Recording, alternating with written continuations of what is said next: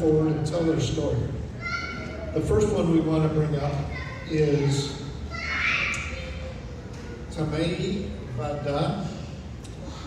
Tamei is a dedicated healthcare professional at Mercy One Genesis Center and a passionate community leader whose work blends culture, creative, and service since joining the Friends of the India Association in Quad Cities.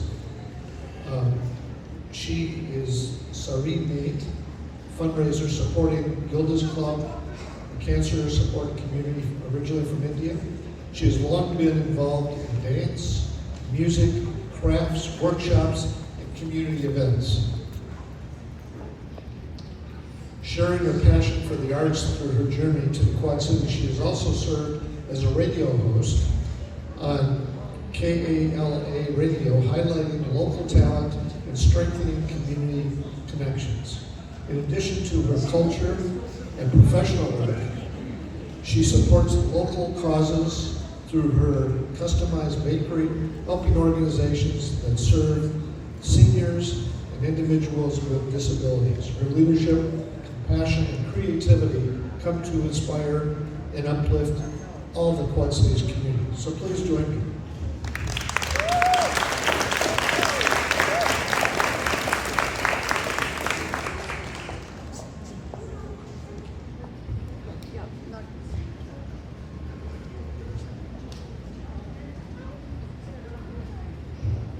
Good evening, everyone. Brothers and sisters, hello, namaste. Thank you to PC Air giving me this wonderful opportunity to share my journey with you all. Before I start, my regards to all the respected speakers and dignitaries here today at this evening. Not everyone will understand your journey, but that's okay. It's not their journey to make sense of, it's yours. How wonderful it is. Nobody to wait a single moment before starting to improve. There comes a moment in every journey when progress feels slow, when doubt grows louder than confidence, and when quitting seems easier than continuing. That moment is not a sign that you are failing. It is a sign that you are growing. You might be wondering, what am I talking about? I'm talking about my journey. When I came to United States, directly to Fargo, North Dakota, I became you. When I say that, I don't mean I became a citizen. I mean I became someone trying to find her place. Growth rarely feels comfortable. It asks you to stretch beyond what you know, to keep going when results aren't immediate, and to believe in something you cannot yet see.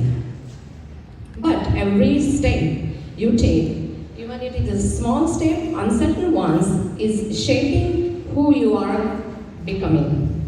I came to US in 2000 with my husband and 6-year-old son. I was very excited but nervous. It was a big cultural and weather shock. At that time, I was and still am a shy person. I hardly spoke to anyone. I did not participate in different discussions. I spent most of my time at home cooking and cleaning, even when everything was already clean. I had an international driving license from India, but driving on the other side of the road, it was very difficult. Well, I did not have any option. I would drop my husband at work and take my son to the summer school. Slowly, begin to explore things by myself. I was already nervous. What if I made any mistake? And yes, I made many mistakes. I still do, like all of us. And I'm still learning. Do not measure your progress by outcomes.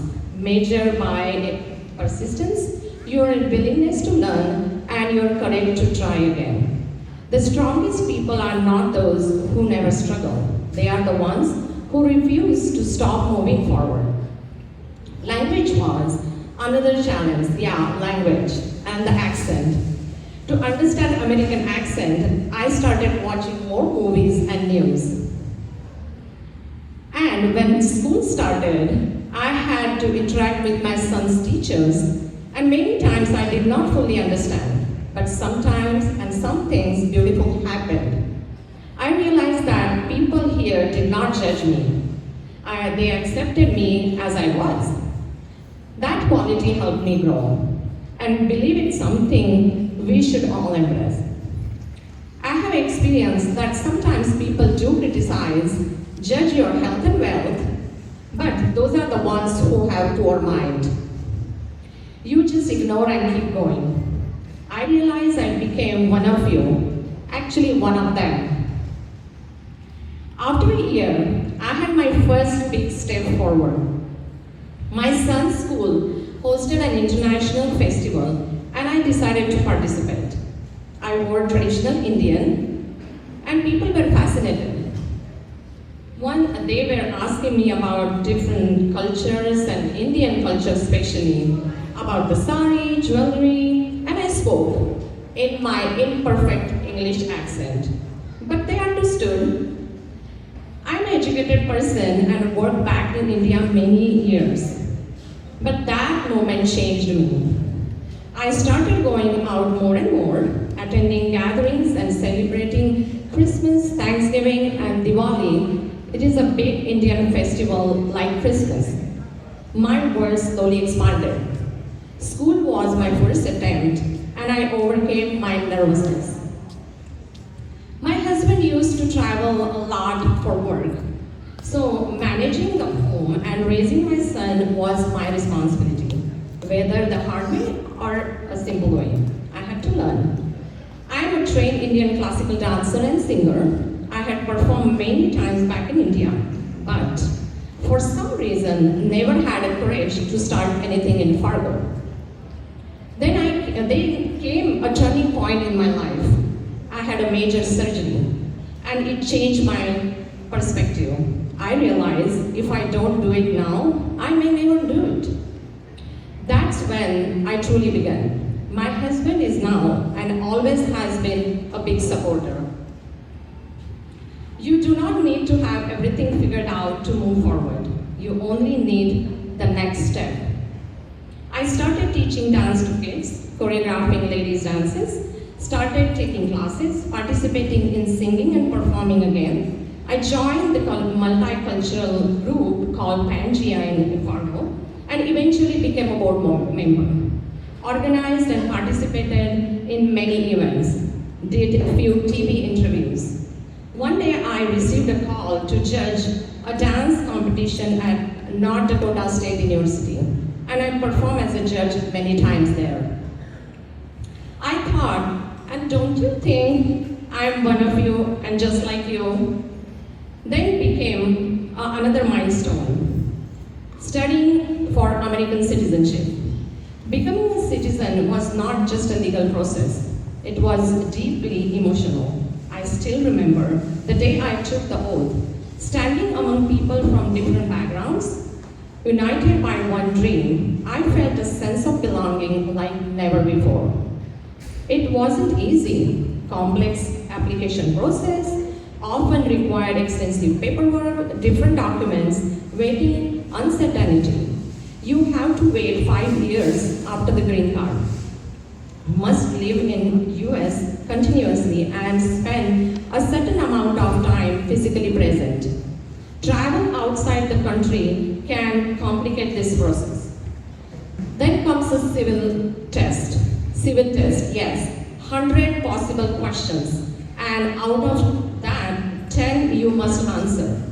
Imagine, born and brought up in India, a different country, and no clue whatsoever the details about the history of United States of America. But it taught me resilience, strengthened my appreciation for the opportunity I was working towards. I learned not only about the country's history and values, but also my own perseverance. It was about creating better opportunities, feeling secure, and being able to fully participate in the community I now call home. Being a citizen gave me a chance to contribute, to vote, and to be actively involved in sharing the future.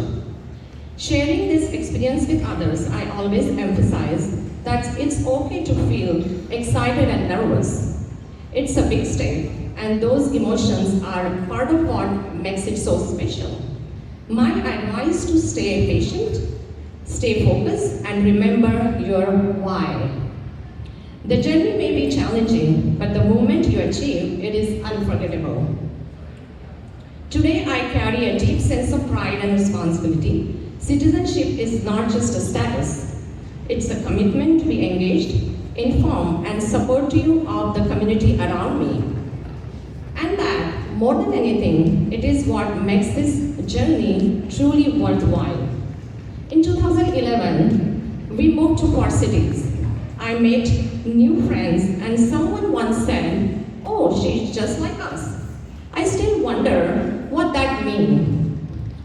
This time, I have my son with my husband to support and motivate me. Today, I work for Mercy One Genesis Cancer Center. I continue my passion for dance and music, started my own business, and contributed to the community. I have also had the honor of judging Miss Iowa.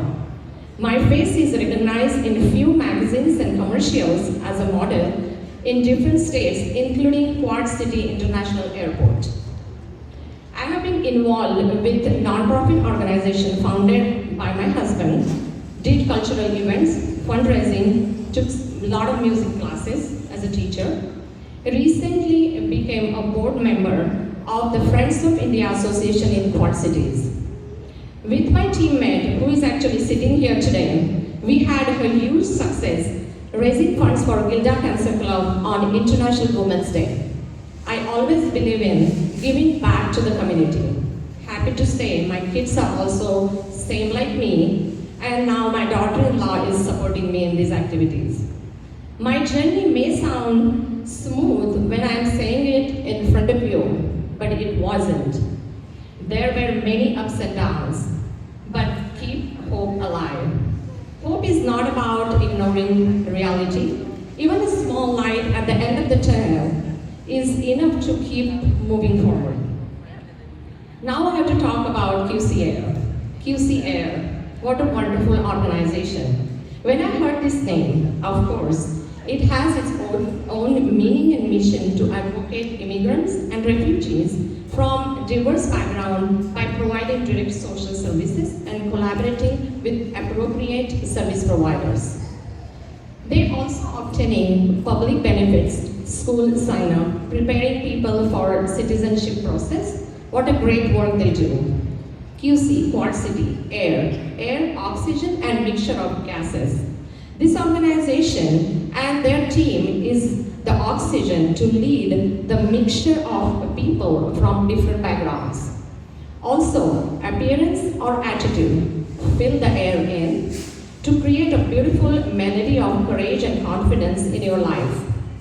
I realize how meaningful it is, the name QC Air. There is no limit to what you do, how far you go, what you can become. Let's grow together. Starting today, take one small step forward something great. We must not only act, but also dream, not only plan, but believe. Because difficult roads truly do lead to beautiful destinations.